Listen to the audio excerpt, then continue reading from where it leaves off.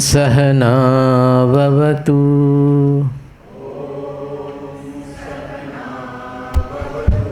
Sahano Bhunaktu Sahano Bhunaktu Sahaviryam Karavavahai Sahaviryam Karavavahai Tejasvinavadhitamastu Tejasvinavadhitamastu Ma Vidvishavahai Ma Vidvishavahai Om Shanti Shanti Shanti Om Shanti Shanti Shanti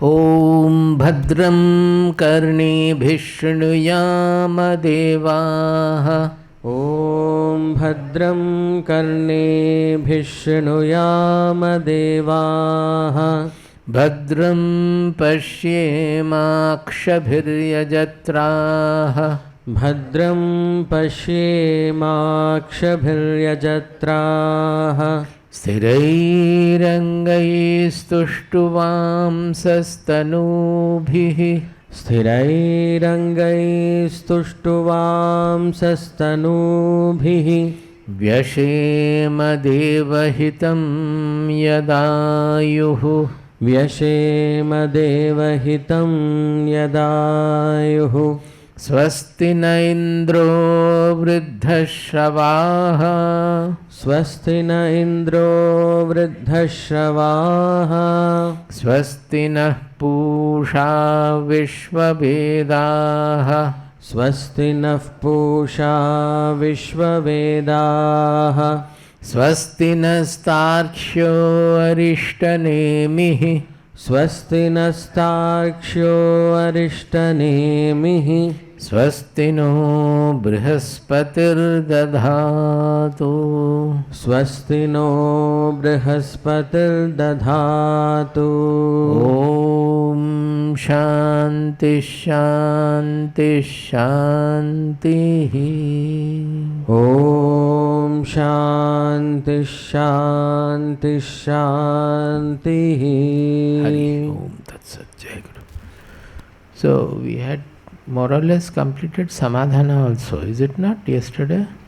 So now you should think well that how it can be regenerative. Viveka and Vairagya had explained that how as the Vairagya enhances, naturally it gives us clarity of vision, because the Sangha not being there, possessiveness, doership, etc. coming down, our coloring of the world, whatever we see, that coming down, the Viveka gets further enhanced. And Viveka enhancing means that will again help the Vairagya to increase. Now you should think also this sixfold treasure, the Sama-damaadi Shatka Sampattih also should increase Vairagya as well as Viveka. As these are coming as a result of growing Viveka and Vairagya, suppose Shama, it is the peacefulness, calmness of the mind. Naturally, when the mind is calm, your analysis, your clear vision, Viveka will work much better, no doubt about it. So Viveka has given rise to the calmness by removing the desires, distractions. At the same time that the calmness will also increase Viveka. Vairagya will also increase because that calmness and Viveka will allow you to see the truth properly, see the world properly. You will not be unnecessarily holding on to things which are not to be held on. You will not unnecessarily aggrandize your own things. Most of the time you will find that we magnify things in our daily actions, interactions, household life, or anywhere life, in ashram life, wherever. We are magnifying things so much. So some little things.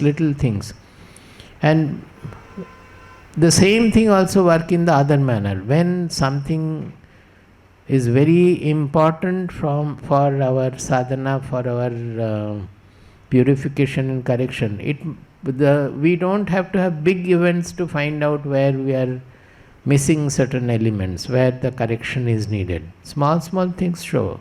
Very small things also will show. Now suppose, particularly in Guru Sannidhi or ashram, when those points are taken up, then there comes a resistance that we are magnifying things. Magnifying things doesn't mean that. We have to, from small things, we have to find out why it is coming. Suppose a worker is working in an institution, particularly, not only ashram, anywhere. The worker has been given some work. If you get into unnecessary conversation with the worker, then he will not be able to do his work. But suppose that is pointed out, that and workers are always happy to spend time talking to the guest, and also they will be happily speaking also. So they will think that it is, should we not speak to them? Yes, you should speak to them, but see that their work is not hampered. Similarly, that people feel sympathetic to the workers. It's a good quality and they want to gift something. Now, in an ashram particularly, in hotel also it might be having, where there are regular visitors. In ashram, suppose you give to the workers some tips or some sari or something you give out of your kindness.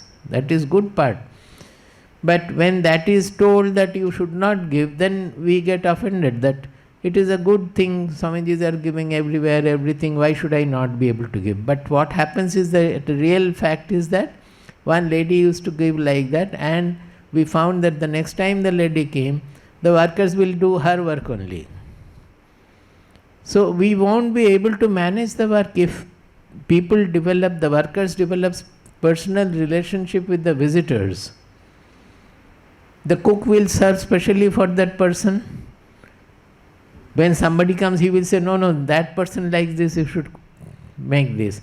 That is, we consider a good quality. Our Mohan used to do it and we used to support it. He remembers. So he is pointing out that is okay. See, the same behavior, it can be entirely different in different cases. When he is doing out of love for remembering something and he is taking the permission from those who are managing, then it is different. He is reminding that, should we make that? This person likes this. I think our Bharat was a pet of Mohan. He used to remember everything what he would take. But the fact is that is very good. But at the same time, they will have some special fascination. Somebody is coming from USA and staying for 1 month, 2 months, so they will develop a special fascination. And maybe the person who is sitting by his side, he may feel bad that one person is taken special care of. So even these small things, we have to be very attentive to every point of it. But at the same time, we should not magnify things also. Something happened, somebody told something. We go on talking about it here, there, and so many things happen. Why not just correct the behavior and change whatever has gone wrong, just set it right? So many things are magnified unnecessarily. So, that Shama, the calmness of the mind, means all these small desires also will be taken care of. The main thing is that we always look for some small happiness, satisfaction. Basically, these are all, know it very well, these are all basically ego satisfaction. That we want some appreciation from somebody, some hold on somebody should respect me, somebody should say good words to me. This is partly it is self-pity sometimes, partly it is ego. All these things work together unless we are able to see them very clearly. So, as the desires fall off slowly, all these aberrations will generally go. Desire means corresponding possessiveness also will go. We are unnecessarily possessive about so many things. We had enough of examples of this. A devotee may gift something to the Guru, but he is not able to renounce the ownership of the gift. Are you able to understand? Suppose a land is given. Swamiji, you make your ashram there. But once the ashram is made, this land was given by me will not be forgotten. Is it being utilized? Is it being utilized? Arey, you have given a land, we will utilize in our own manner. Forget about it. You have given and we know what is the purpose. No, nothing is being made there. There are so many lands belonging to the ashram, nothing is made there. Why are you worrying about the land you have gifted? You understand? There are so many lands belonging to the ashram. We are not making anything there. When we need something, we understand the need has come, we make. But the person who has gifted the land will be thinking about his land only and nothing is made there, it is not being utilized. Then later on he may even think, or the people, relatives may say that, why did you give that? You should not have given. You should take back. The trust cannot handle land, otherwise you would have thrown the land in his face. But the trust cannot do, there are many restrictions are there. All these things are actually operating on the basis of possessiveness, ego, etc. We should be able to locate them, and it is possible when the mind is calm, the desires are less, then we don't look for always gratification of whatever desires we have, all those things. Now, Sama-damaadi is always so, because the sense, to sublimate the senses, not to always look for taste, that is governed by the sattvika nature and all. It is not easy. Generally people will be fond of very strong taste, rich things and all. It doesn't go. But as the personality undergoes a sattvic transformation, all these things will change, because of particularly our shraddha towards the final goal of the sattvical nature. Sama-damaadi Titiksha we discussed quite in long detail, but that will, when we are able to accept, you will find that the Viveka has grown tremendously. It is because of non-acceptance of the situation, our Viveka gets covered. That is our discrimination. We are not able to have so much, because we are not able to accept whatever has happened. If our Viveka works, then we say simply about somebody is suffering or almost on the deathbed or so. Now there, we are not able to forbear the condition, accept the condition. If we accept the condition that, oh, he is like this, or say even loss of pregnancy or a child death also. If we find that the child it's too premature, the delivery will be, and there is enough scope for the child to become absolutely abnormal. But we somehow want to save it, go to such an extent that finally a wrong child is born. And the whole life is suffered with that. Is it not? There are many cases. Giving so many medicines, doing this, doing that. Nature has its own way. So many children are getting born. Why go out of the way so much and make your life also hell and the child's life, we need not know what is happening to that. These are all overdoing, magnifying things. If we take things in its proper manner, the whole life will become much easier, wiser. This is all that, how the Titiksha also plays a role there. Titiksha means accepting whatever has happened. It is not only when big things have happened we have to accept. Small things, we are not ready to accept whatever has happened.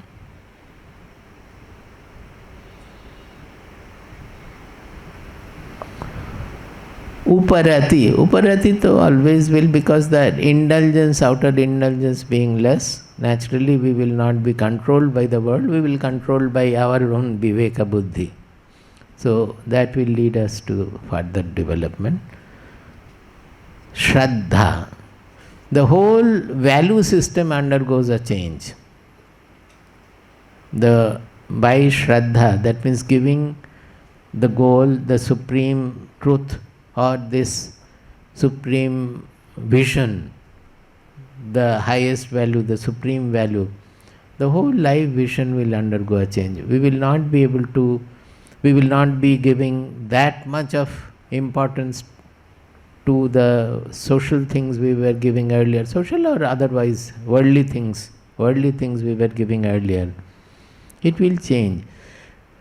That Bhagavad Gita verse is there, Ya Nisha Sarva Bhutanam Tasyam Jagati Samyami Yasyam Jagrati Bhutani Sa Nisha Pashyato Mune. Ya Nisha Sarva Bhutanam Tasyam Jagati Samyami Yasyam Jagrati Bhutani Sa Nisha Pashyato Mune. This is talking about the paradigm shift of a spiritual person. When a person seriously takes to this spiritual goal and a person given to worldly life, he says, Ya Nisha Sarva Bhutanam. For all which is night, darkness. Nisha means night or darkness, for all beings, generally worldly people. Tasyam Jagrati Samyami. Samyami means a spiritual person.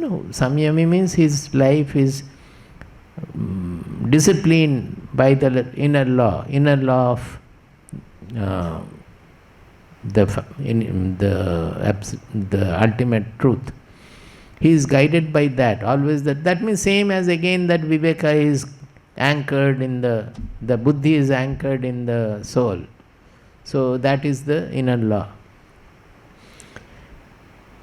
Yasyam Jagarti Bhutani, where all the worldly people are awake to. Sa Nisha Pashyato Mune. So it is Ya Nisha Sarva Bhutanam Tasyam Jagarti Samyami Yasyam Jagrati Bhutani Sa Nisha Pashyato Mune. That means this truth, this our real identity, the reality of the consciousness and the secondary presence of the whole worldly things, and where lies the source of Ananda, the ultimate permanent Ananda, which is not like Sukha Dukkha alternating, which remains in Sukha as well as in Dukkha. The recognition of that presence, that truth is not there in the world.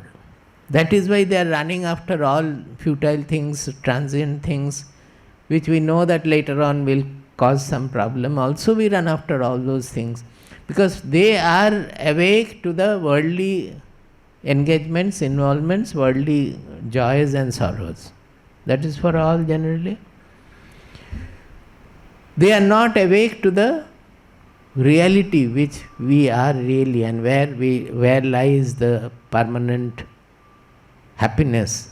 It's not the happiness in the usual sense, the permanent contentment. That they don't see. Sa Nisha Pashyato Mune. Ya Nisha Sarva Bhutanam Tasyam Jagarti Samyami. Whereas the wise person that is wakeful to that reality always. His whole life, the worldly, everybody is worldly in a way. Without the world, there is no question of any life. But his vision about the worldly attainments, about the worldly goals, about the Sukha, Dukkha, everything is entirely different based on this. Because he is awake, he is wakeful to this ultimate truth. Yasyam Jagrati Bhutani, the worldly things to which all the worldly people are awake. Sa Nisha Pashyato Mune. For him, it's all jo karna hai karke jate hain. Whatever to be done, he does. But he doesn't run after anything which will give them some gain, attainment or so. He doesn't run after those at all. So there is a complete shift of the vision with which we are conducting life.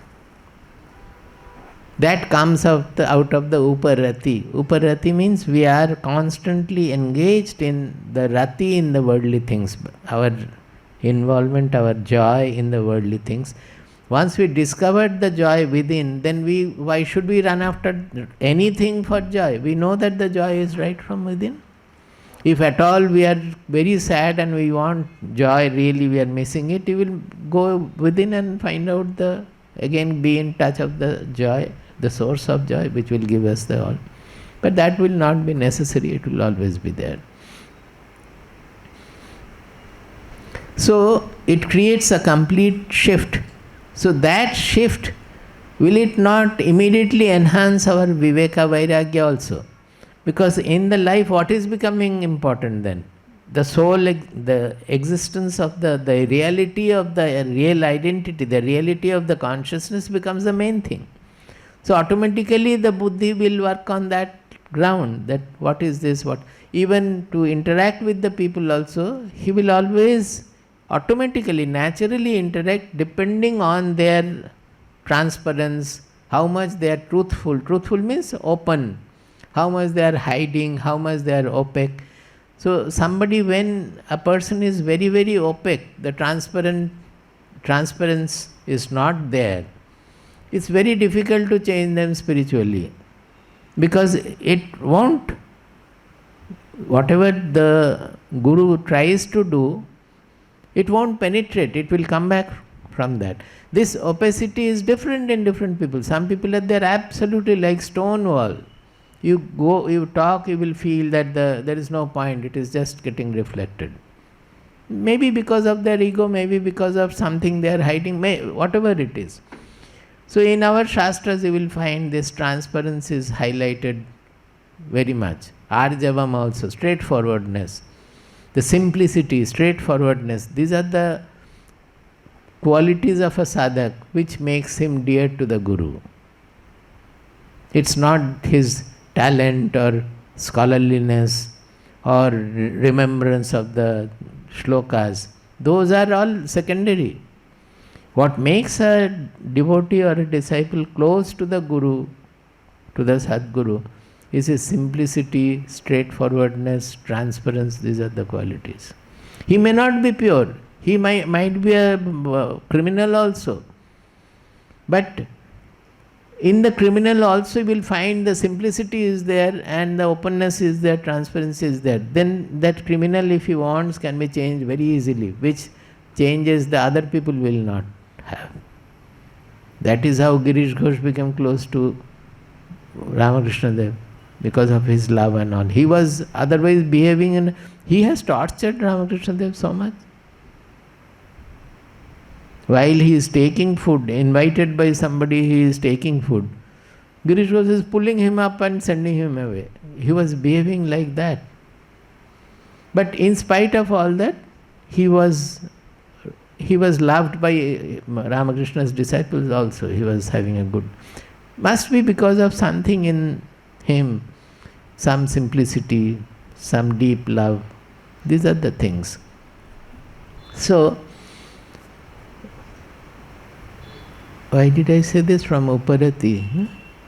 Shraddha, that the main thing is that what is the fundamental value in life? That Shraddha gets completely changed from the worldly things to the permanence, the essential nature of our being, our consciousness. Samadhana is constantly keeping the mind in the truth. So that naturally will help in the pursuit. We don't have to analyze that anymore. Now comes the Mumuksha. Mumukshutva or Mumuksha. The common belief is that I will not get born again in the mother's womb. Moksha means because of the religious model, people think that we are always undergoing the birth and death through one life to another life to another life. This is our cyclic process. And moksha means not to get born again. In our Shastras also it is written, in many places it will appear. But the real moksha is called Jivan Mukti.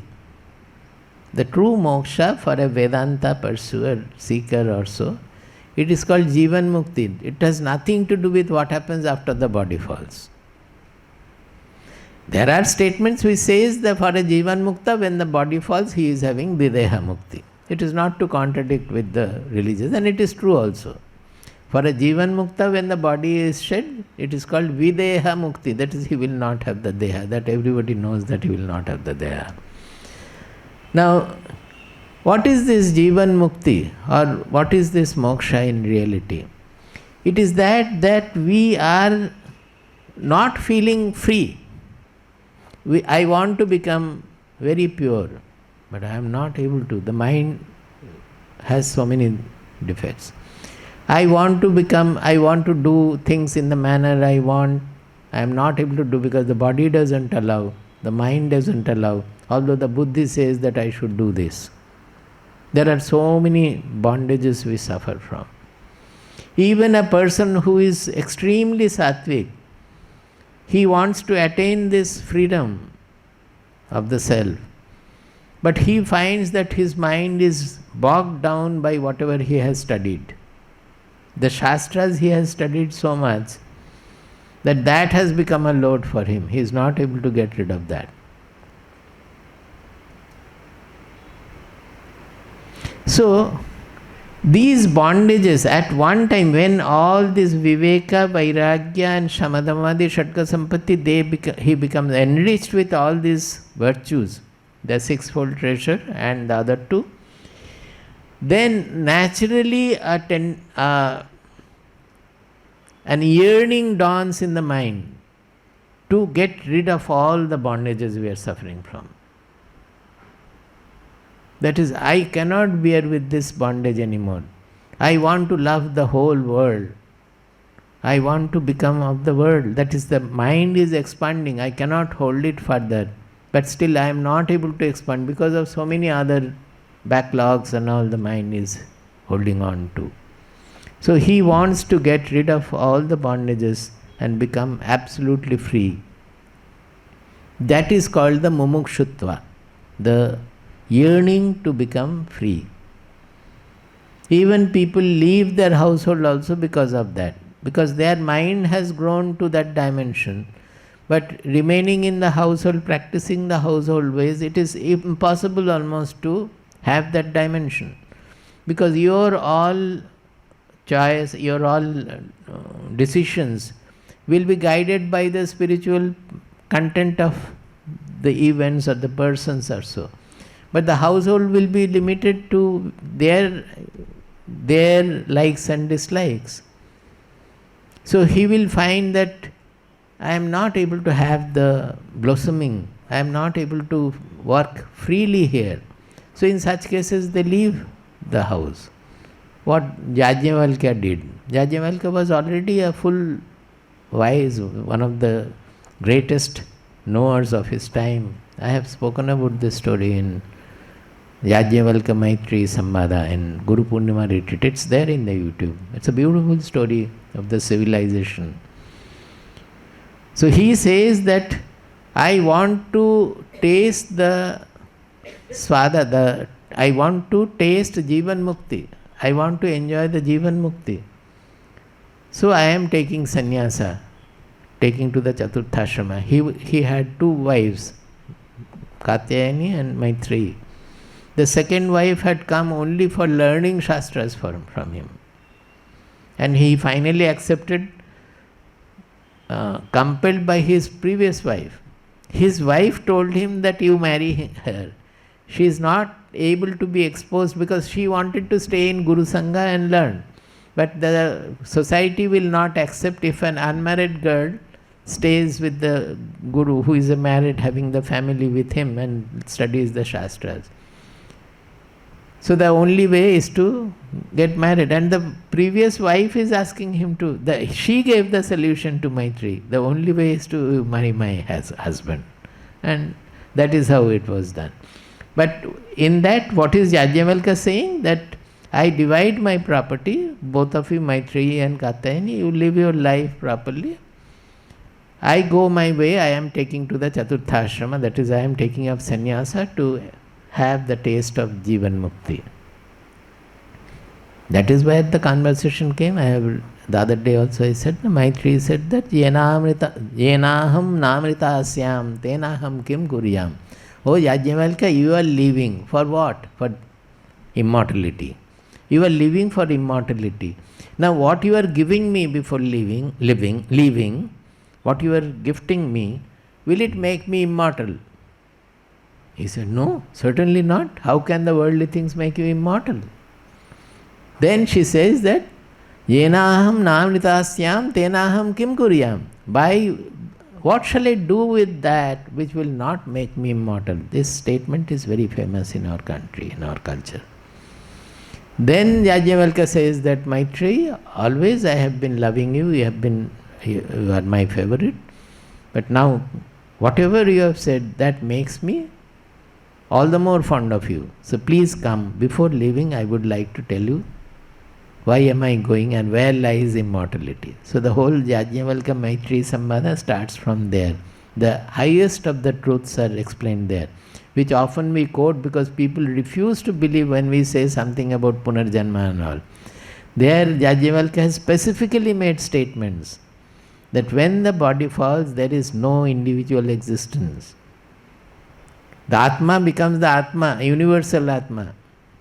The Jiva gets completely merged with that Atma. Such statements I have quoted, in many of the lectures I have spoken about it also. Such statements are very rare in the Shastras because those who are given to religious ways, they will be contradicted. They will again misunderstand and create confusion. So they are hidden statements which a reader will have to find out and understand what they are being said.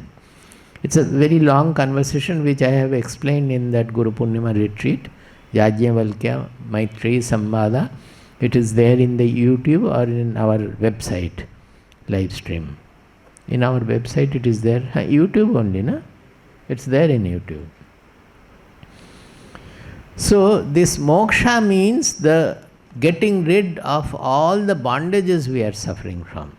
Now people will ask that if the jiva is not getting, who is getting that moksha?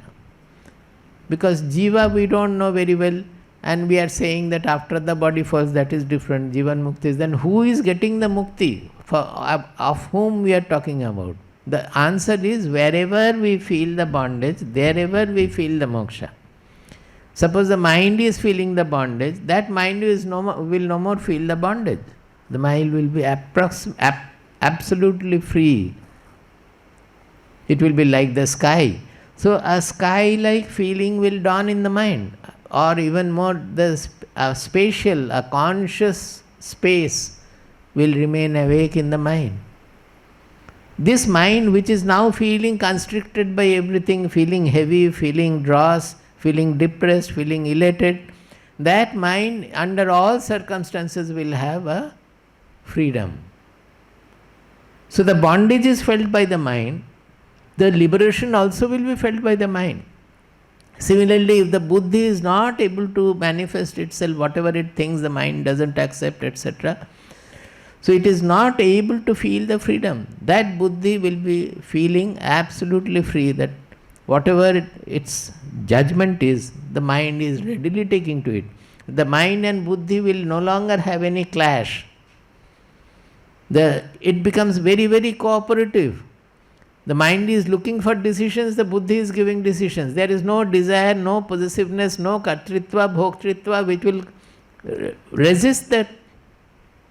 Do you get? It is such a harmonious state, integrated state of being, that you feel the freedom, the joy of freedom there.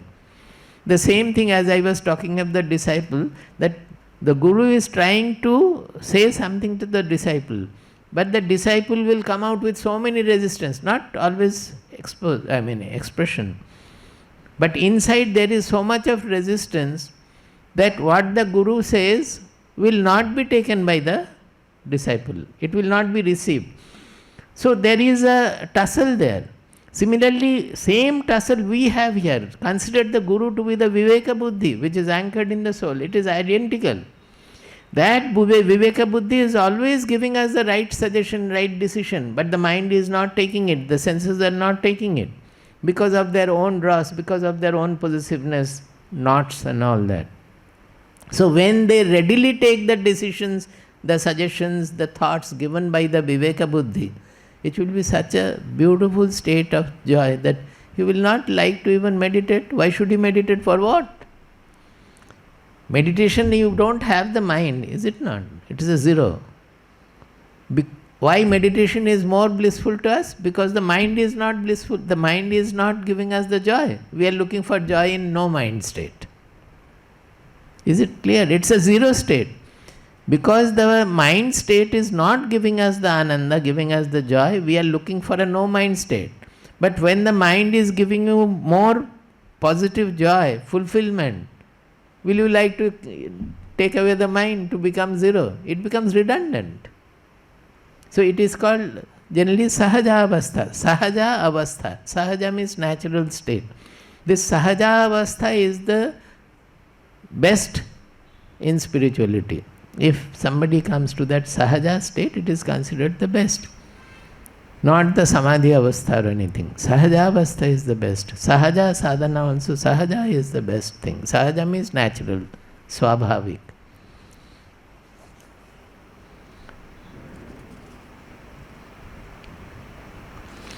So, a few verses I will take, quite a few verses are then there in Vivekachoodamani on moksha. All you need not chant, wherever you have to chant, we will tell you. Ahankaradi dehastan bandhan ajnana kalpitan swaswarupa vabodhena moktumichha mumukshuta. This is 27. He says ahankara adi. Ahankara adi means ahankara etc. What are the etc.? Raga, dvesha corresponding coming out of it, kartritva, bhoktritva, all those things. Which are the deha, ahankar adi dehantan. Dehastana, dehantan. That is, antan means up to that. From ahankara up to the body, sthula body, the gross body. Bandhan, all the bondages we are suffering from. We have lot of bondages, even little so-called sattvika practice also, because of the body we refuse to do. So the pursuits have to be taken up at a young age generally. Even getting up in the morning also, people find it so difficult. They are not able to pursue the sadhana, because when you are in an institution, you have to follow the rules. You have to get up early. You cannot sleep up to 8 o'clock and work up to 2 o'clock like that. That in an individual case or in the hostel, it is all allowed. But in an ashram, it becomes a real difficulty. So deha also becomes a bondage. That is to tame the deha with the refined habits and all. Ajnana kalpitan. He says that all these bondages are coming from ajnana, ignorance. Because we are giving too much of importance to the body. The body which can take to our suggestions very well. If we want, we can change in one day itself. The body will become entirely different. Not I am talking about disease or anything, but listening to the practices, the disciplines, let us say. The body can take to any discipline. We are used to various kinds of food. If you train the body, it will take to it and it will become brilliant also. I mean, the inside will become brilliant. Swaswarupa ababodhena. Swaswarupa ababodhena. That means that you have to do it by it is ababodhena means tritiya vibhakti. Swaswarupa ababodhena. That means the swaswarupa means atma. What is our real identity? The awareness about the real identity, or jnana, the knowledge about the real identity. Bodha means knowledge, means the experiential knowledge. By the knowledge of our real identity, we want to get rid of all these bondages which the body, mind, buddhi, all these faculties they are facing because of our wrong identity, wrong identification with the world. We are attached to various things of the world because of this wrong identification. For us, the world is the real thing. The Atma, the Swaswarupa, is not the real thing. So when the knowledge of the Atma starts growing, that becomes the reality. And avabodha, Swaswarupa avabodhena, by that knowledge, by that upalabdhi, our body, mind, personality, the whole personality yearns for a change, getting rid of all the bondages it is suffering from. It's not just the physical bondage of the body, the mental bondages, the desires, everything is included. Everything is coming out of the wrong identification. Moktum ichha mumukshuta, to get in yearning to get liberated from all those bondages, it called mumuksha. This is the definition.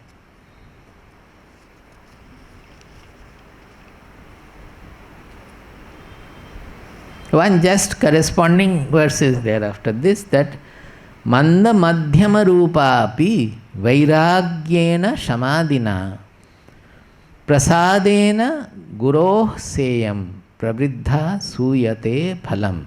That if you don't have enough of this Viveka Vairagya and all, if you have manda madhyama, means a moderate up to a mediocre level of Vairagya and these disciplines of Sama-damaadi discipline, if you have, then by the kripa of the Guru, prasadena guroho prasadena, by the prasada of the Guru, this is the real prasada of the Guru, that when you go to the Sadguru, immediately a calmness, a purity, we call it antashītalata. Antashītalata, you understand? As if the inner level we have taken a bath. We are taken bath inside. That comes out of, that is the real prasada of the Guru. It is not the tekwa.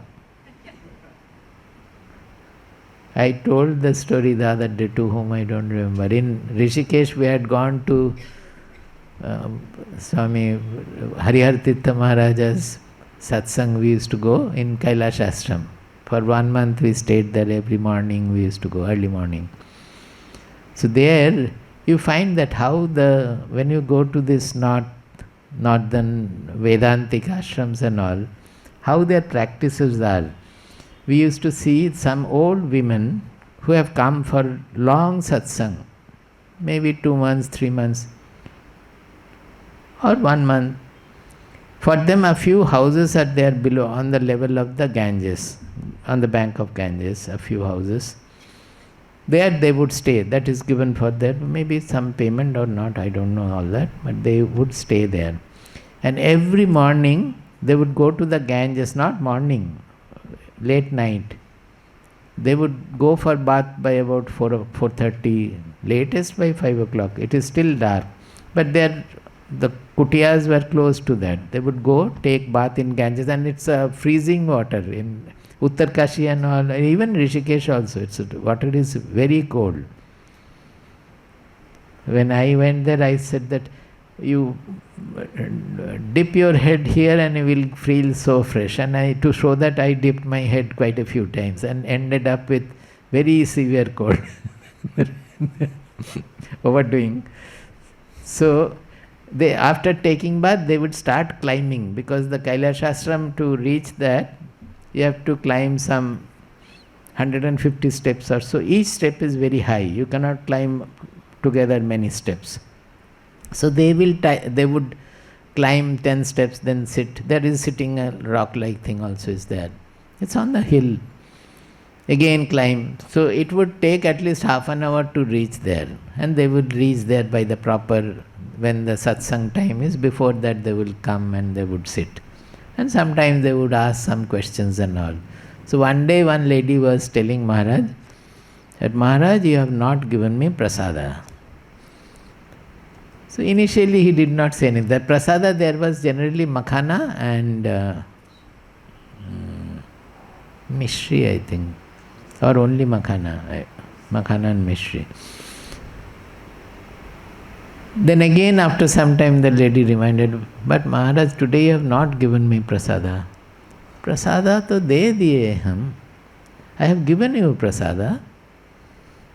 No, Maharaj, you have not given. You gave to her, you gave to this one. You have not given me. Again after some time she raises the same point. Maharaj again says, prasada to de diya Mataji. प्रसाद तो हम दे दिए हैं. नहीं महाराज, हम सच बोल रहे हैं, आपने नहीं दिया है. आप क्या चाहती हैं? मखाना चाहिए, लीजिए. This prasada I have given. You don't want prasada, what can I do? You take makhana and mishri. Take what?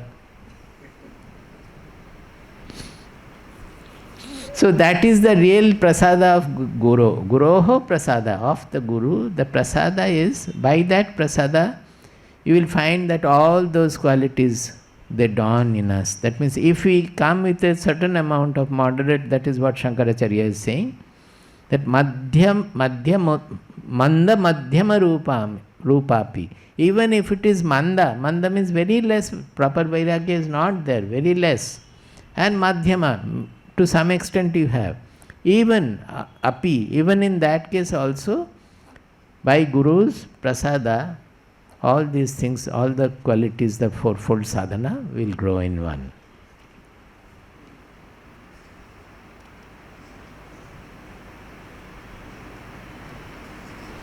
Then there are many shlokas which are very good. The Guru Shishya first meeting and what they are saying.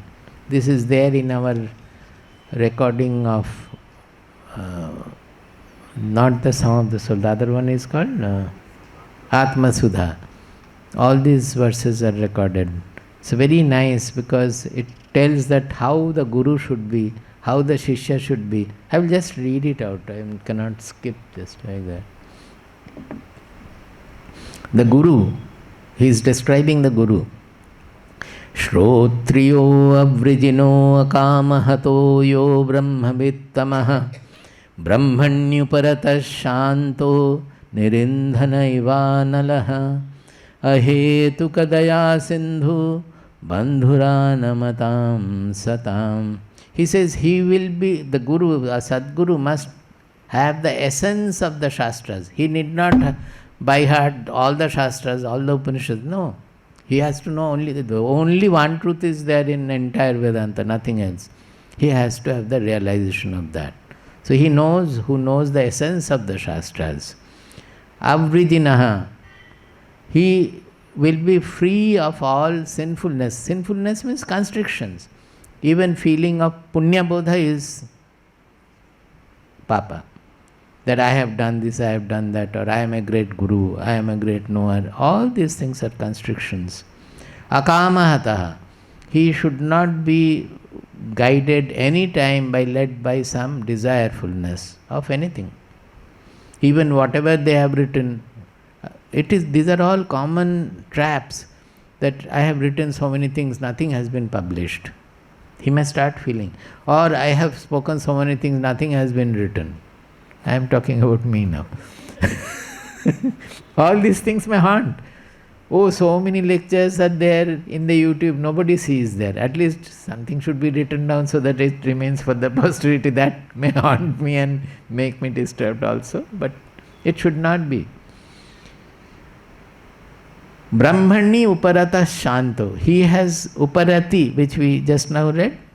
He is uparati means his rati is in Brahman. Brahmani uparataha. He has withdrawn from the world and completely sunk in Brahman, completely dedicated to Brahman. Shantaha, that is the real Shanti, not the ordinary noiselessness. The real Shanti is internal Shanti.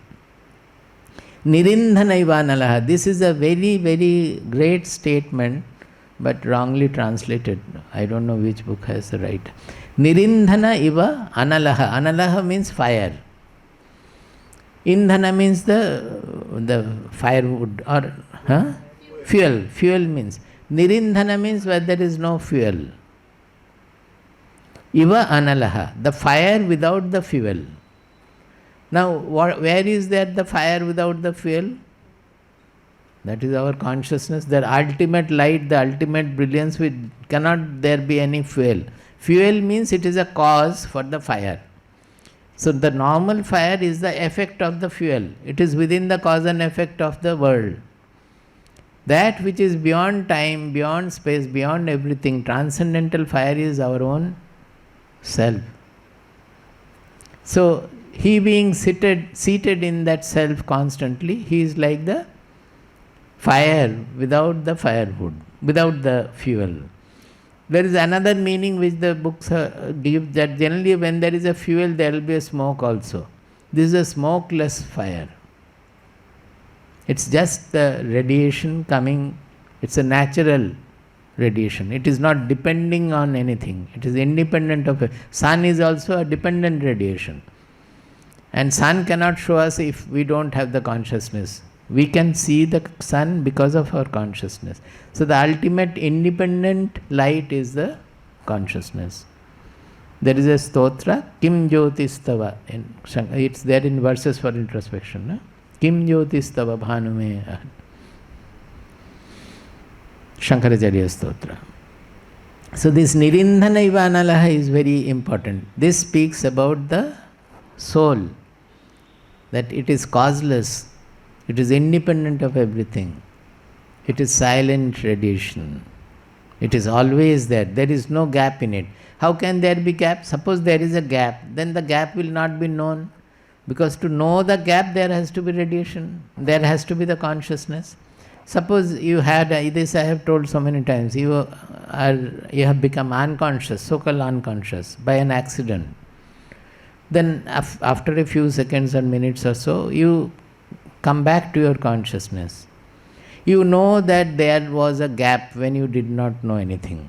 How long gap you cannot say, because you did not have the faculties that you know that it was 1 minute or 1 hour or 1 day or 1 month, nothing you will know. But you will feel that I was driving the cycle and now I have got up here and there was a gap in my knowledge there.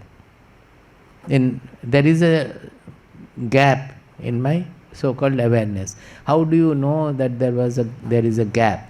This gap is revealed by our consciousness. By our means the consciousness reveals this gap. It reveals all the signals, that is whole world picture. They are all signals in your brain, otherwise we will not know anything. In dream also the senses are closed, but all the world picture is created in the brain and that is being revealed. In sleep they are not there. Absolutely no signal. But that no signal state is also revealed by this consciousness. That is the important point. When we are unconscious also, that is the no signal state. But the consciousness, Atma, reveals all the signals, so-called external as well as internal. Actually everything is internal. And also the no signal state is revealed by this consciousness. That is the Nirindhana Ivanalaha. It's the causeless brilliance, always wakeful. How? Because without that we will not know. Suppose in that gap we did not have this consciousness also was missing, then we will not feel the gap. We will not know the gap, that there was a gap we will not know.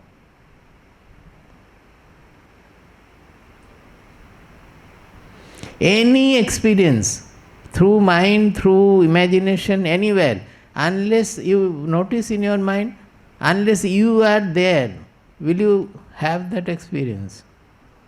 Even in your imagination, suppose you are thinking of somebody saying, I was born in the Purva Janma or 100 years back in such and such village. When he is saying that, is he not there in the village? His I-ness is there, he is talking about. Suppose you are thinking of Kashmir or Pakistan or USA. Are you not already there in your thought? First you appear, then only what you are knowing appearing. Without I being there, no other thing can appear. It is always there, the first and always. That is the Nirindhana Ivanalaha. Ahetuka daya sindhu bandhuranamatam satam. And what are his characteristics? He is ahetuka daya sindhu. He is daya sindhu, okay. Daya sindhu means ocean of kindness. Ahetuka. You don't know for whom his kindness will. People often get very, what do you call? Surprised, na? More than that. Confused. They think that, Arey, this person has come only today and we know that he has this habit, that habit and all. Why Swamiji is speaking to him for such a long time, as if nobody else is there, we are all not there. Whole day Swamiji is spending behind that. These are all actual facts I am talking about. They will not understand because the Guru is ahetuka daya sindhu. Why the daya has suddenly come for somebody and what has he found and what is he doing? There is no purpose. In our interactions, we always have some intention, abhisandhi. It may not be always money or property or so, but some other abhisandhi, that I want to have the pleasure of talking to him, or I want to say something, tell something. There will always be some abhisandhi. In the Sadguru's case, there is nothing. It is just out of ahetuka daya sindhu.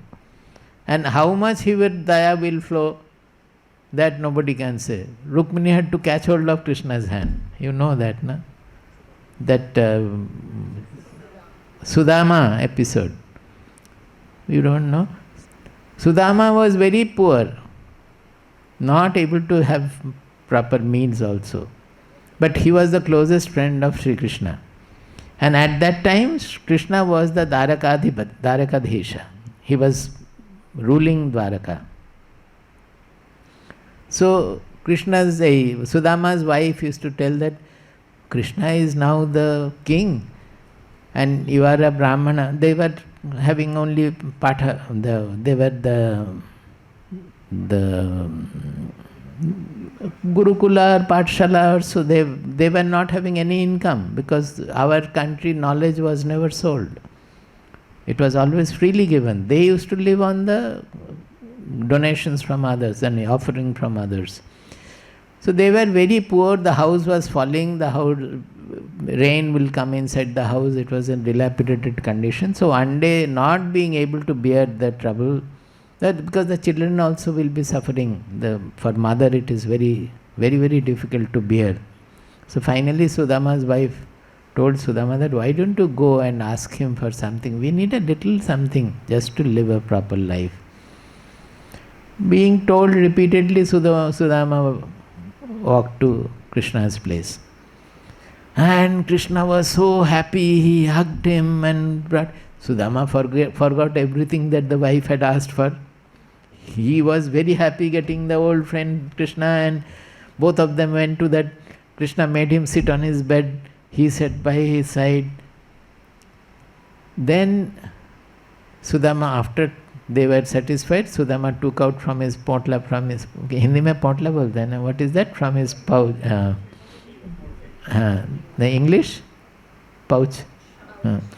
Took out some beaten rice, that chudwa dry,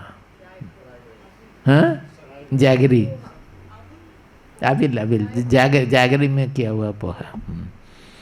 वो साथ में लेके गए थे. He had gone with that. So he said that I don't have anything, only this much I have come for. No, it's the other way. He was having it. Krishna said, what have you brought from me? What have you brought from me as offering? So he caught hold of the pouch and started eating from there. So he took first, second, third, then Rukmini was there sitting by the side. The fourth one, she caught hold of Krishna's hand. No more, my lord, enough. Because if he takes further, the whole Sampattih, whole kingdom will become to Sudama. And Rukmini has to prevent. That has to be there. The people who are with the Guru, they know where to restrain the Guru also. It should not become disbalanced on the way of the world, that something will happen which is not expected. So he stopped him. And then after talking and all, very satisfied, Sudama was coming back. When he comes back, reaches his place, he is not able to even recognize what has happened. A beautiful palace has come up there and people are doing that, doing this. His wife also, he was not able to recognize, such beautifully decorated with ornaments and what is the magic happening. So this is what, by taking 3 gulps of poha, chuda, bitten rice. So ahetuka daya sindhu, the ocean has to be restrained, because how far of daya will go, nobody knows. Bandhur anamatam satam. When the good people, they prostrate before him, or say those who are humble, prostrate, no, it is humility. When anybody come to him with humility, he is always friend to them. He will try to serve them.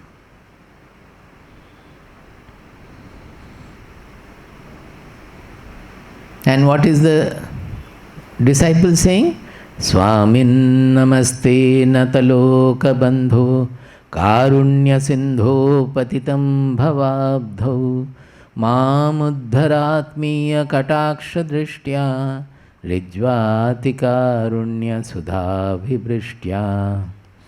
There are many that he is telling his condition and he is asking him to relieve him from his whatever suffering he has. Then again the Guru is described. Shanta mahanto nivasanti santo vasanta valloka hitam charantaha tirna swayam bhima bhavarnavam janan ahetunanyana pitarayantaha. He says they are shanta, they are absolutely calm, peaceful in their mind. Mahantaha, anta means the end. Mahanta means great is their end. That means without attaining the truth, which is the Purna, we cannot think of anything surpassing that. They will not leave their body. Before they leave their body, Anta means the end of the life, and Mahanta means end. It may not be leaving the body. The end of them is to become the all. Purna, Bhuma. Bhumaiva sukham. Yo vai bhuma tat sukham. They are staying, the saints are like that. Vasantaval lokahitam charantaha.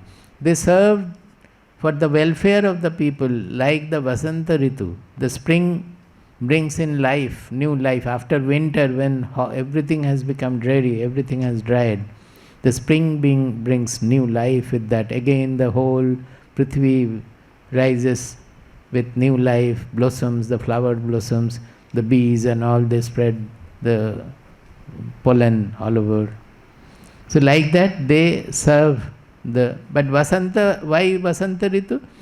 The Vasanta wind, spring wind, it just flows without any, it's a natural, again the Swabhavik, natural process. Like that, it is their nature to serve the people, not with any, that they will become all knower, expecting that or anything, nothing. They know that nobody is going to become knower, but they go on serving. Tirna swayam bhima bhavarnavam janan. Bhima bhavarnavam. The huge ocean, fearful, scary ocean of worldliness, they have crossed over. They don't have to cross over because it is not there actually. The reality, it is only the soul. Ahetunanapi tarayanta, anyanapi tarayantaha. That without any hetu, without any motive, they want others also to be relieved. They help others to get relieved of the worldly ocean. There are beautiful slokas. That 39 has a very good meter. Brahmanandarasanubhuti kalitai putai sushitair yushmadbhak kalasojhitai shruti sukhai vakyamritai sechaya santaptam bhavatapadavadahana jwalabhirenam prabho धन्यास्ते भवदीक्षण क्षणगते पात्रीकृता स्वीकृताः धन्यास्ते भवदीक्षण क्षणगते पात्रीकृता स्वीकृताः. So beautiful shlokas.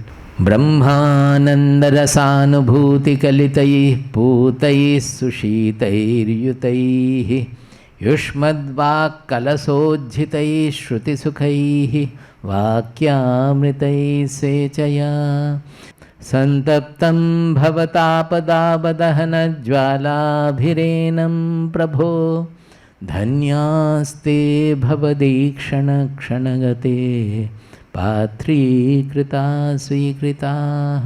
See, Sanskrit has got some very long meters which are used to express something very deep.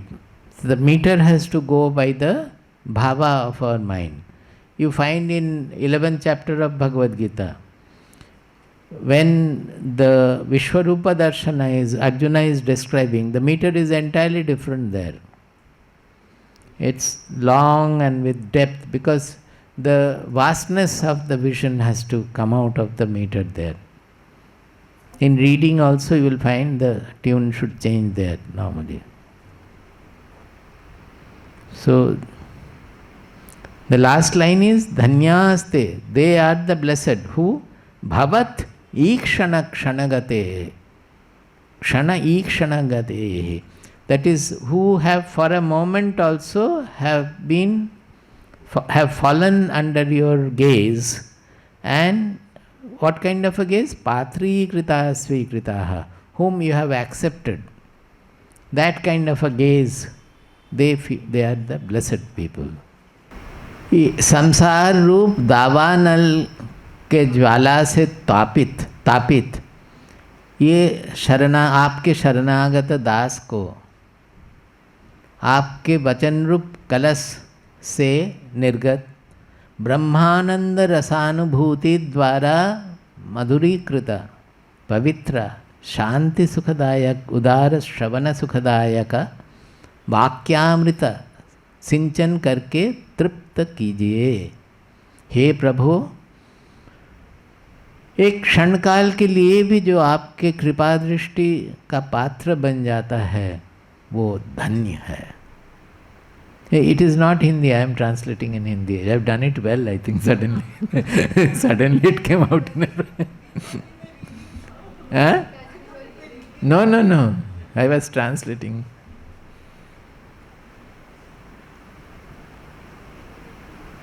ये है हमारे record में, सुनिए, वो बहुत सुंदर है।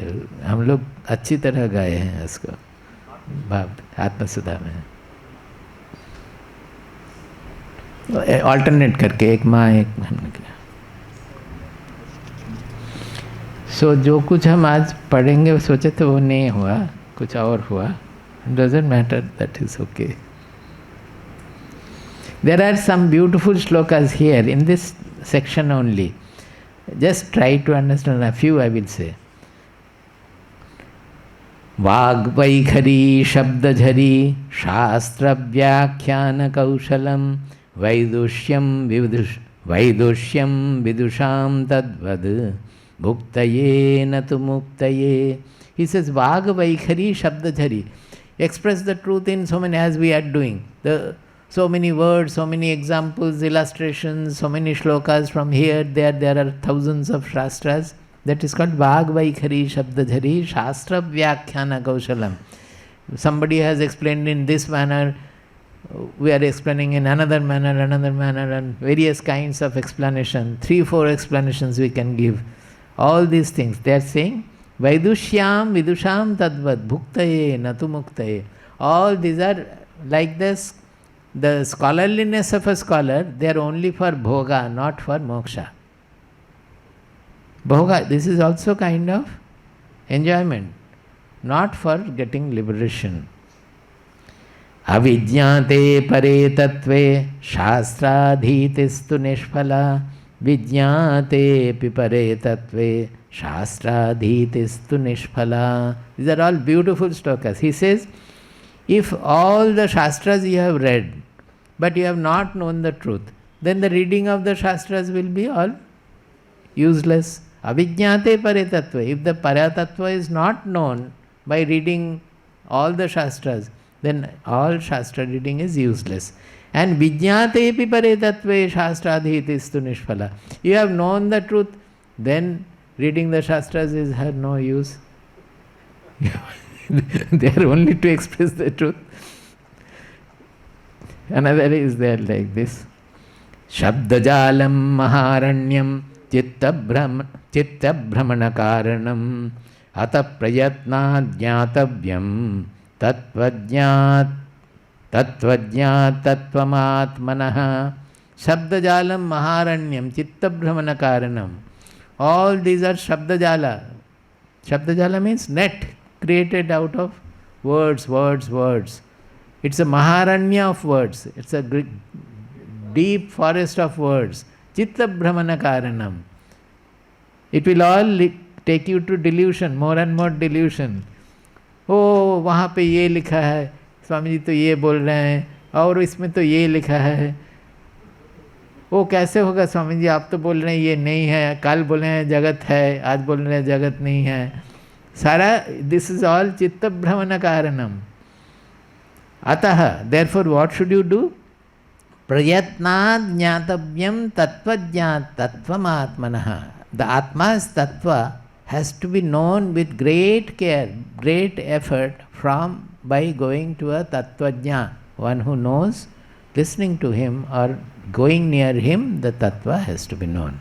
Not through words only. It is the sannidhya which gives.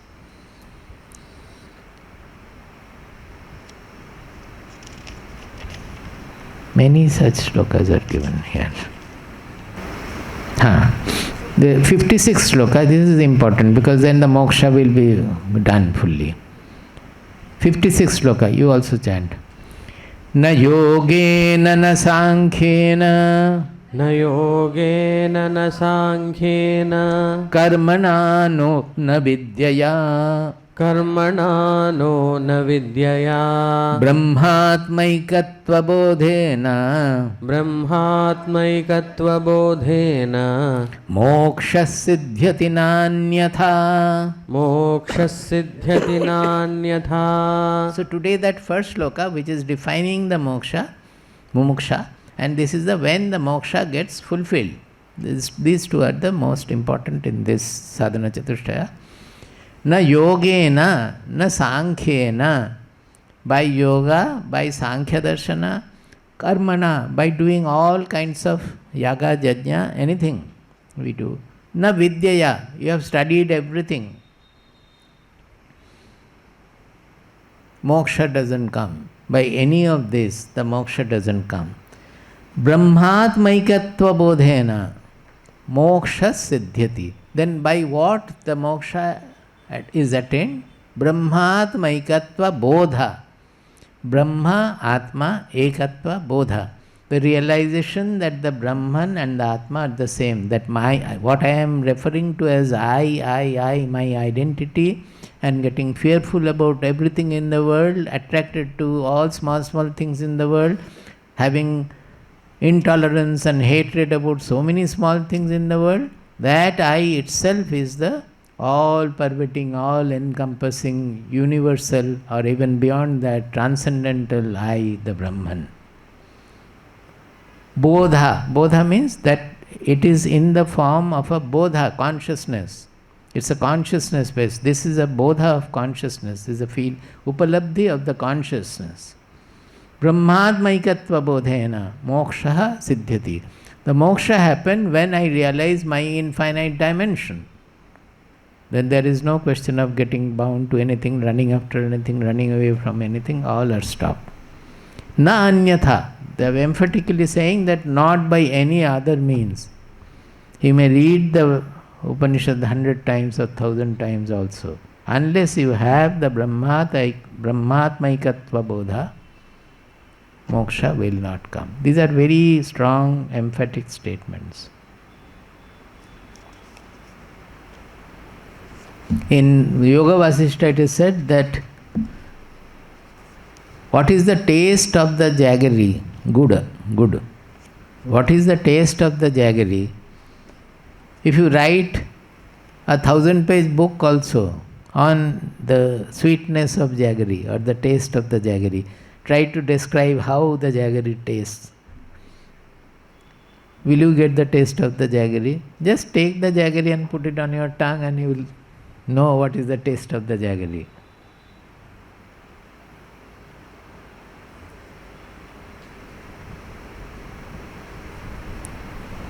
Okay.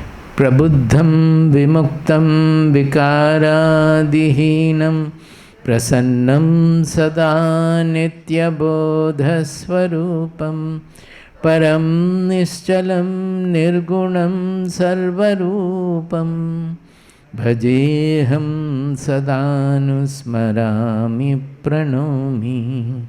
Prabuddham vimuktam vikaradihinam prasannam sada nitya bodhasvarupam param nischalam nirgunam sarvarupam bhajeham sadanusmarami pranomi. Hari.